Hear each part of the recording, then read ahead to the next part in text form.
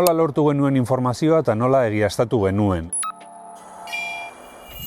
Batez ere esango nuke jende askorekin hitz egin genuela. Oso epe laburrean egindako grabaketa bat izan zen, oso giro beroan gainera egin genuen eta saiatu izan ginen beti lehenengo eta bigarren mailako egiaztatze horiek lortu. Hau da, lehenengoak, gertukoak salaketa jartzen zutenak edo salatuaren gertuko inguruko pertsonak, eta bigarren mailakoak izan zitezken horren inguruan, kokatzen ziren herriko pertsoneiak, izan daitezke lagunak, erakundeak, halako mapa bat sortu genuen edo. Herrian pertsona bakoitza harremantzen zen modu batera edo bestera gertatutako arazoarekin.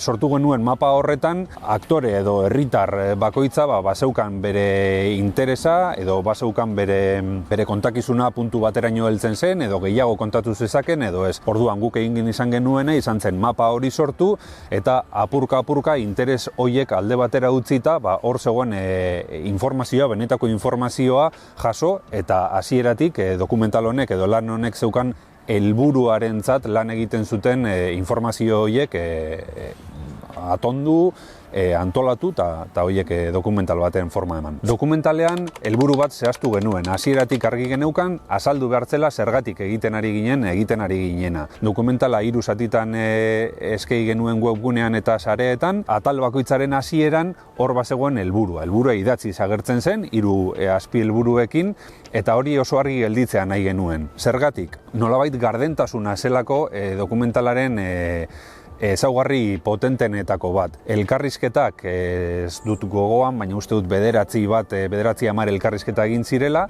Elkarrizketak oso modu gordinean editatu ziren, ez zegoen edizio lan handirik, eta horrek ematen zion nolabait hori gardentasun itxura bat, fidagarritasuna, benetazkoa zela. Eta hori da hasieratik bilatu genuena, eta denen artean dokumentala bere osotasunean ikusten baldin badugu lortu genuela, helburu horretara lortzea, gizarte helburu potente bat zen, eginda gelditu zen lan bat, eta nire ustez txalotzekoa ez guk egin genuen lanagatik, baizik eta herriak berak nola erantzun zuen, nola lana beretzat hartu zuen, ikusi egin zuen, unkitu egin zen, nolabait arduraz ikusi egin zuen, eta hortik aurrera gero eta gehiago espero dugu halako gaietan arduraz jokatzea.